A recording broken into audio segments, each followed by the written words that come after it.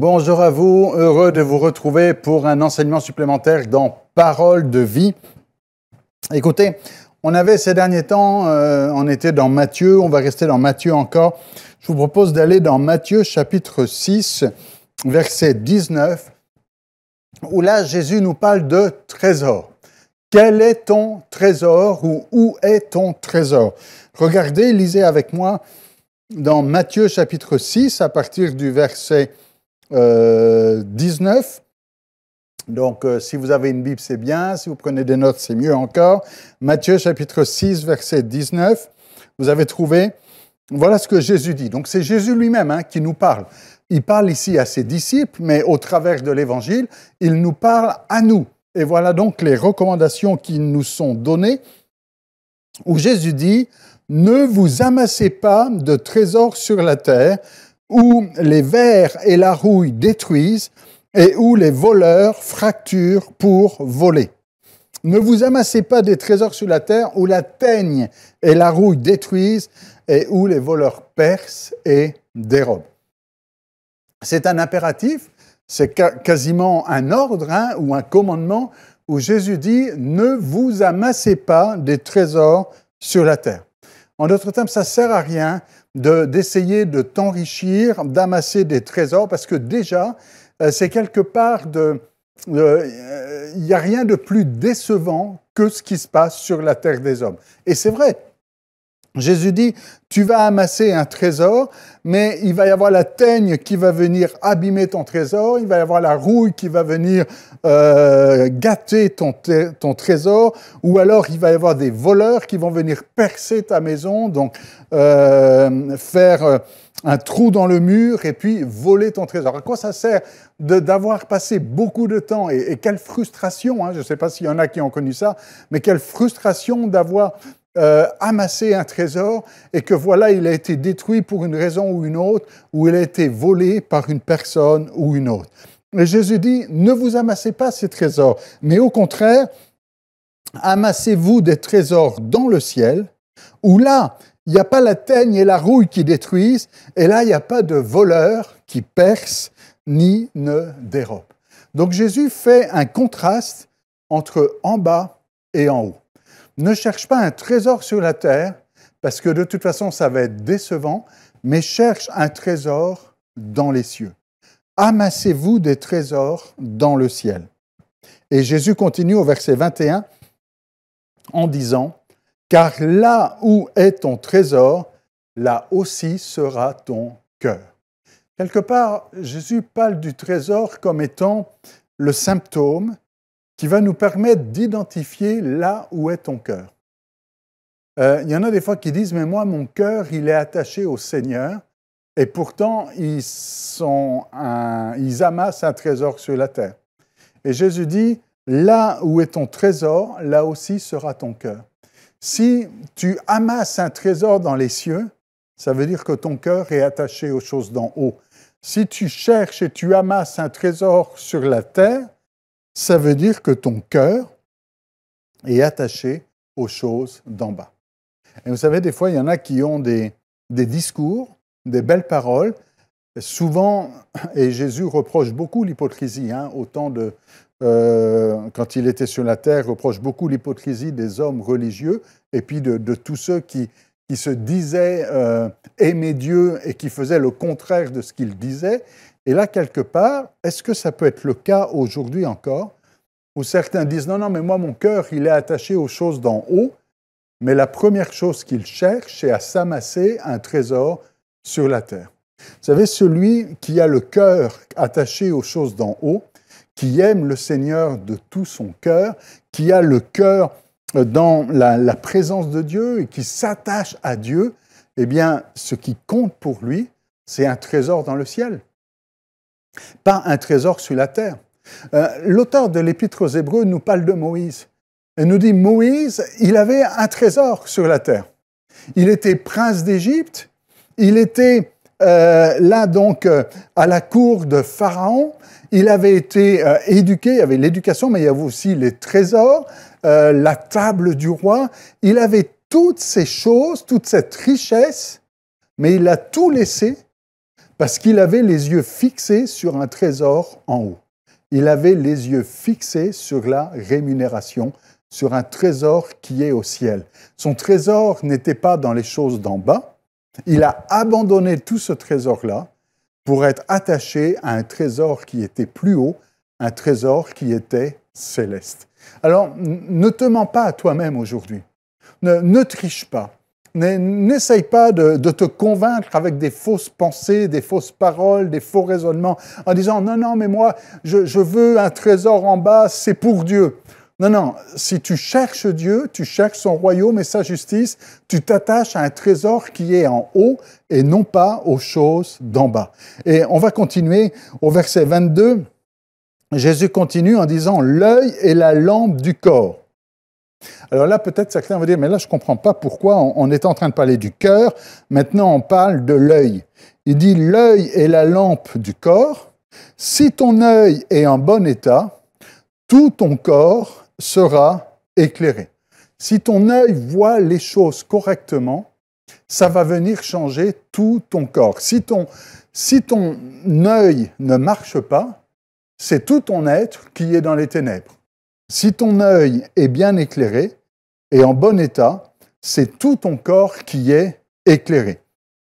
Il dit au verset 23, et on va développer encore évidemment, « Mais si ton œil est en mauvais état, tout ton corps sera dans les ténèbres. Si donc la lumière qui est en toi est ténèbres, combien seront donc ces ténèbres ?» Jésus dit, tu ne peux pas être dans les ténèbres et dans la lumière en même temps. S'il y a de la lumière ici et si tu es éclairé, tu ne peux pas marcher dans les ténèbres. On parlait d'un trésor sur la terre et un trésor dans le ciel, et on comprend ici que l'analogie arrive avec le même schéma. Ton œil qui est éclairé, ça veut dire que tu es attaché aux choses d'en haut. Ton œil qui n'est pas éclairé et que tu es dans les ténèbres, ça veut dire que tu es attaché aux choses d'en bas. Et Jésus, quelque part, le rend encore plus explicite. Ça devient beaucoup plus clair avec le verset 24, quand il dit « Personne ne peut servir de maître. Nul ne peut servir de maître. Car où il haïra l'un et aimera l'autre, où il s'attachera à l'un et méprisera l'autre. » On ne peut pas servir de maître. Il y en a qui vont dire, mais de qui Jésus parle-t-il? Et Jésus le dit clairement pour être sûr qu'on ne se trompe pas. Vous ne pouvez servir Dieu et Mammon. Vous ne pouvez servir Dieu et Mammon. Soit tu sers Dieu, soit tu sers Mammon. Soit tu aimes l'un et tu haïs l'autre, mais tu ne peux pas dire, moi j'aime les deux. Et là, il y a une anomalie. Et des fois, il y a des chrétiens qui essayent d'aimer les deux. Qui dit, moi j'aime Dieu, mais j'aime l'argent. Parce que Mammon, c'est l'argent ici, c'est le Dieu de l'argent. Il y a certaines Bibles d'ailleurs qui ont traduit l'argent, surtout les Bibles en français courant et traductions dynamiques comme ça. Et ne sois pas menteur, ne sois pas hypocrite. Jésus le dit très clairement ici, c'est écrit noir sur blanc. Et il n'y a pas d'interprétation biaisée. C'est ce que Jésus dit de la manière la plus simple possible ici, en disant, soit tu aimes Dieu, soit tu aimes l'argent. Mais tu ne peux pas aimer Dieu et l'argent en même temps. Parce que quand tu ne peux pas servir de maître, soit tu aimes l'un et tu haïs l'autre, soit tu haïs l'un et tu aimes l'autre. Et comprenez que c'est contradictoire. Et quelque part, c'est un mensonge, c'est une tromperie, c'est une erreur que de dire « moi, j'aime Dieu et j'aime l'argent en même temps ». Non, soit tu aimes Dieu, soit tu aimes l'argent. Tu ne peux pas aimer les deux. Soit tu cherches Dieu, soit tu cherches l'argent. Mais tu ne peux pas chercher les deux. Mais quelqu'un dira « mais moi, je cherche l'argent pour Dieu ». Non, cherche Dieu d'abord. L'argent, le Seigneur, il est capable de t'en donner, certes, mais ce n'est pas ça que tu cherches. Parce que si tu dis « moi, je cherche Dieu, mais je veux de l'argent », quelque part, tu es en train de te mentir à toi-même. Nul ne peut servir de maître et tu cherches quelque part à servir Mammon au lieu de Dieu. Et ton trésor est sur la terre au lieu d'avoir un trésor dans le ciel. D'ailleurs, quand Jésus va parler, à un moment donné, il va parler d'une parabole avec un serviteur qui est corrompu. Bon, on ne va pas rentrer dans le détail de cette parabole, mais il va parler de ces richesses injustes. L'argent, c'est quelque part d'injuste par définition. Et tu ne peux pas dire, mais moi, je veux de l'argent parce que c'est noble, c'est sain. Et puis, L'argent, c'est juste un outil. L'argent, c'est juste un billet. L'argent, c'est juste une pièce. Mais ça ne doit pas être un Dieu. Ça ne doit pas être ce qu'on cherche, ça ne doit pas être un maître. Si l'argent est ton maître, il y a un problème. Si ce que tu fais, tu le fais pour l'argent ou à cause de l'argent, il y a un problème. Imaginez quelqu'un qui dit « Moi, j'aime tel homme ou j'aime telle femme et je veux l'épouser, mais c'est pour l'argent. » Est-ce que c'est ça l'amour? Est-ce qu'on épouse quelqu'un à cause de son argent? Tu ne peux pas aimer la personne et aimer l'argent en même temps. Soit tu l'épouses parce que tu l'aimes, qu'elle soit riche ou pas. Et si tu aimes quelqu'un, c'est pas important si la personne a de l'argent ou pas. Parce que c'est elle que tu aimes, c'est la personne que tu aimes. Et si tu aimes l'argent, est-ce que tu aimes vraiment la personne? Imaginez que quelqu'un dise « Moi, je t'aime pas, mais j'aime ton argent et je veux t'épouser. » Je vais dire « Mais c'est pas ça l'amour. » Mais il y en a beaucoup qui font ça avec Dieu. Qui, quelque part, disent « Mais Dieu, il est grand, il est fort, il est puissant. Dieu, il est riche. » On pourrait dire ça ainsi. Hein. L'or et l'argent lui appartiennent, hein, nous dit le prophète dans l'Ancien Testament. L'or et l'argent lui appartiennent. Alors on va dire, moi j'aime Dieu parce qu'il a beaucoup d'argent et en m'approchant de Dieu, j'aurai beaucoup d'argent. Et Dieu dit, mais tu m'aimes pour moi ou tu m'aimes pour l'argent? Nul ne peut servir de maître. Soit on sert Dieu, soit on sert l'argent. Et il ne faut pas chercher ici, il ne faut pas se tromper, et j'aimerais vraiment mettre en lumière ici un mensonge du diable. Le diable, c'est un menteur. Hein. Le diable, il veut vous tromper. Et il y en a qui pensent bien faire en disant « Mais moi, je cherche de l'argent parce que je veux aider l'Église. » Vous savez, il y a de belles paroles, mais celui qui cherche l'argent, ce n'est pas pour aider l'Église, c'est pour l'argent. Je connais cette histoire, et c'est une histoire vraie. C'est un ami pasteur qui m'a raconté ça, qu'il a entendu dans son église une femme qui priait pour gagner au loto. Je ne sais pas si on peut faire ce genre de prière. Hein. Elle dit « Seigneur, quand je gagnerai au loto, je vais donner tout l'argent à l'église. » Et un jour, elle a gagné. Elle n'a rien donné à l'église.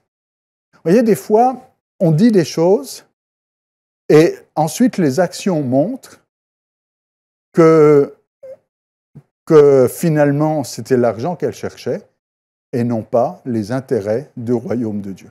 Dieu est capable de prendre soin de ses affaires.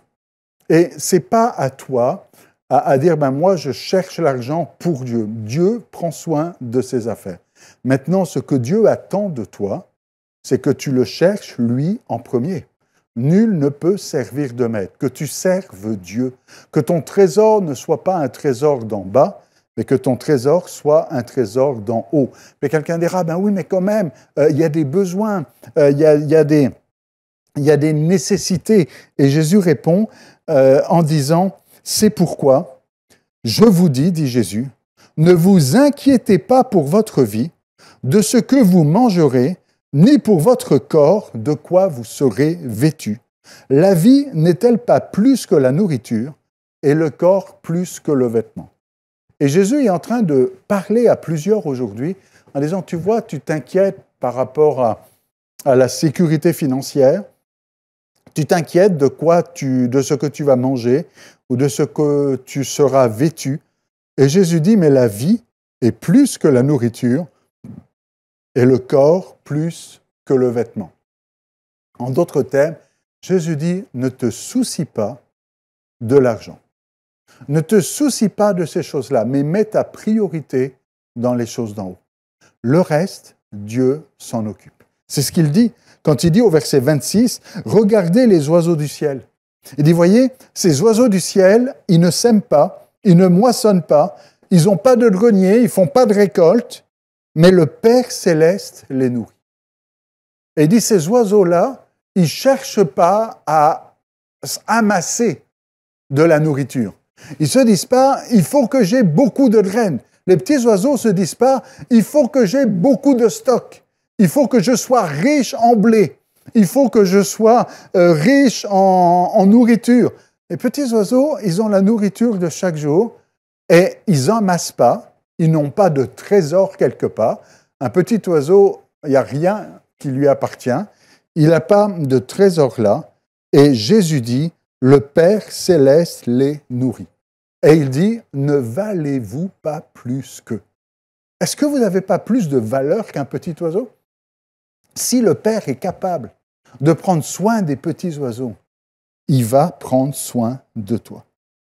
Et il dit au verset 27, « Qui de vous, c'est une question que Jésus pose, qui de vous, par ses inquiétudes, peut ajouter une coudée à la durée de sa vie ?»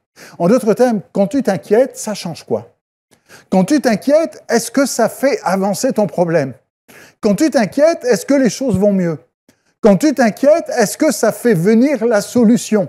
Qui peut, par ses inquiétudes, ajouter une coudée à la durée de sa vie? Jésus est en train de dire ici, l'inquiétude ne sert à rien. Le contraire de l'inquiétude, c'est la foi. C'est la confiance, c'est faire confiance à Dieu. Pourquoi vous inquiétez-vous au sujet du vêtement, dit Jésus? Considérez comment croissent les lys des champs. Ils ne travaillent ni ne filent. Cependant, je vous dis que Salomon même, et on connaît pourtant toute la richesse de Salomon, il dit Salomon, dans toute sa gloire, n'a pas été vêtu comme l'un d'eux.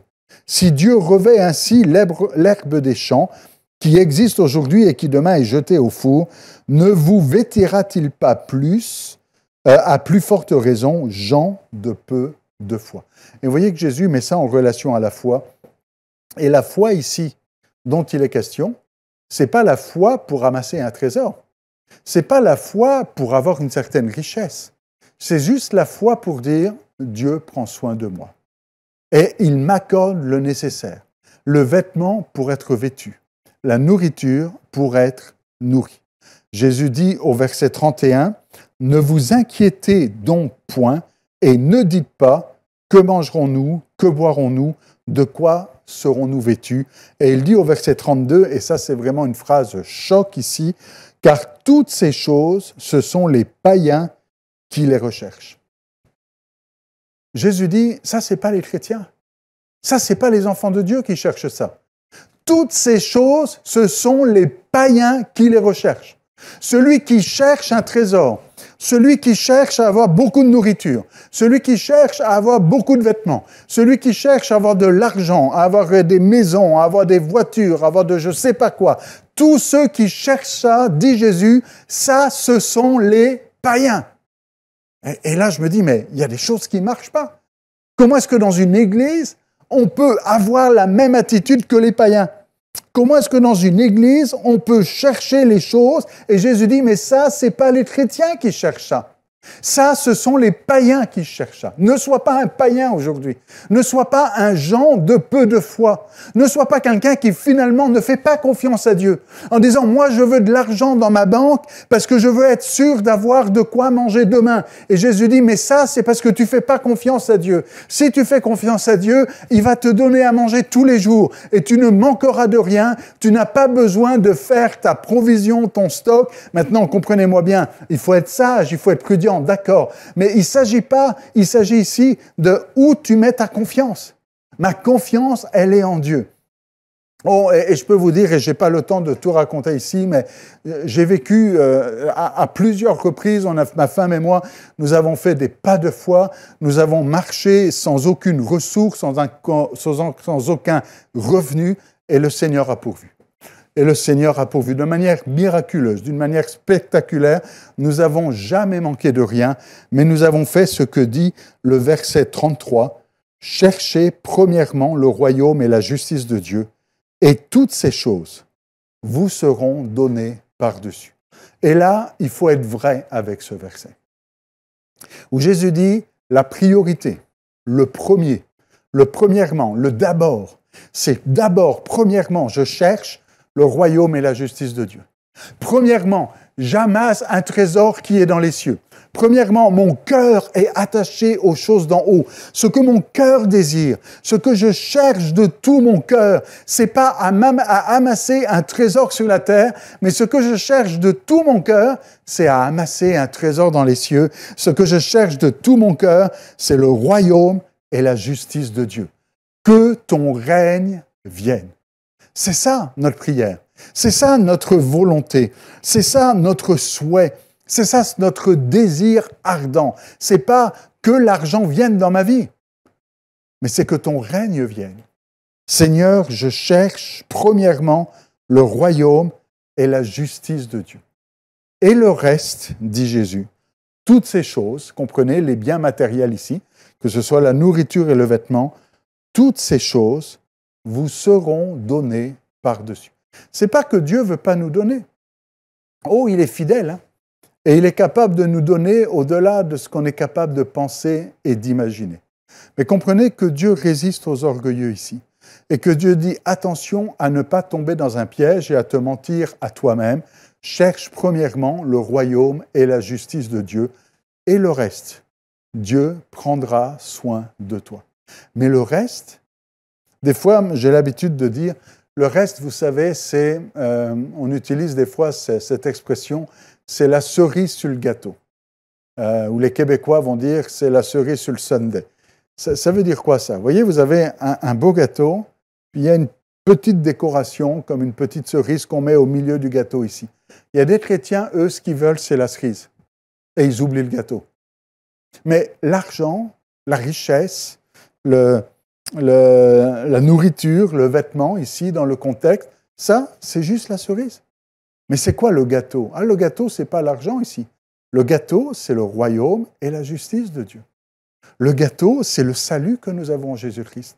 Le gâteau, c'est la communion que nous avons avec Dieu. Le gâteau, c'est les trésors de sa parole. Le gâteau, c'est les promesses de la parole de Dieu. Cherche premièrement le royaume et la justice de Dieu.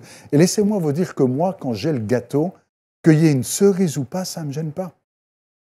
Qu'il y ait une cerise ou pas, ce n'est pas grave. Le plus important, c'est d'avoir le gâteau. Le plus important, c'est le royaume et la justice de Dieu. Le reste, ce n'est pas important. Le reste, ce n'est pas important. Combien il y a d'argent sur un compte bancaire, ce n'est pas important. Combien il y a au niveau de sécurité financière, ce n'est pas important. Le plus important, c'est je veux le royaume et la justice de Dieu. Je cherche son royaume et sa justice. Je ne cherche pas mes intérêts. Je ne cherche pas ce qui est important pour moi. Je cherche ce qui est important pour Dieu. Je cherche son royaume à lui. Je ne veux pas un royaume pour moi. Je ne veux pas un trône sur lequel je puisse m'asseoir et de dire, voilà, je suis le roi d'un royaume financier. Je suis le roi de multi-entreprises, je suis le roi de tel ou tel royaume. Non, non, ce que je cherche, c'est le royaume de Dieu. Le royaume où c'est lui le roi, les intérêts où lui, il règne, et c'est les intérêts de Dieu. Je cherche premièrement le royaume et la justice de Dieu. Et le reste, c'est le reste. Dieu est fidèle, il prendra soin de nous, et nous manquerons jamais de rien. Je ne manquerai jamais de rien. Maintenant, il y a une différence entre dire « je manquerai jamais de rien » et moi, j'ai entendu des fois des chrétiens rêver d'avoir une grosse maison avec plusieurs pièces, si ce n'est pas plusieurs piscines, avoir des voitures de sport ou des jets privés. Je dis, mais ce n'est pas ça, manquer de rien. Manquer de rien, c'est avoir le nécessaire. C'est quoi le nécessaire? Le nécessaire, ce n'est pas d'avoir une grosse maison. Le nécessaire, ce n'est pas d'avoir une grosse voiture. Le nécessaire, ce n'est pas d'avoir un jet privé ou je ne sais pas quoi encore. Le nécessaire, c'est juste de manquer de rien et de dire « aujourd'hui, je rends grâce à Dieu parce que je peux manger. Aujourd'hui, je rends grâce à Dieu parce que je peux dormir sous un toit. Aujourd'hui, je rends grâce à Dieu parce que je peux être vêtu, parce que mes besoins fondamentaux sont pourvus. Le reste, ce n'est pas important. Ce que je cherche, c'est le royaume et la justice de Dieu. » Et Jésus conclut en disant au verset 34, « Ne vous inquiétez donc pas du lendemain. » Le lendemain, le futur et l'avenir ne doivent pas être la source de nos préoccupations. Pourquoi? Parce que notre foi est en lui. Il est celui qui pourvoit à tous nos besoins. Pourquoi nous soucier du lendemain? Jésus dit, le lendemain aura soin de lui-même, à chaque jour suffit sa peine. Ça veut dire quoi ça? Jésus dit, mets tes pensées, ta préoccupation, voire tes inquiétudes au bon endroit. Au lieu de passer tout ton temps à réfléchir, à chercher, comment tu pourrais gagner plus, ou comment tu pourrais obtenir ceci, ou comment tu pourrais obtenir cela. Jésus dit, arrête de t'inquiéter pour toutes ces choses. Arrête de t'en soucier. Ne te soucie plus de cela, ne t'inquiète plus de cela, mais que tes pensées soient sur les bonnes choses, le royaume et la justice de Dieu. C'est quand la dernière fois où tu as été préoccupé par le royaume de Dieu, en disant, Seigneur, qu'est-ce que je peux faire pour que le royaume de Dieu prospère? Qu'est-ce que je peux faire pour que ton royaume aille de l'avant? Qu'est-ce que je peux faire pour que ta volonté s'accomplisse sur la terre ici?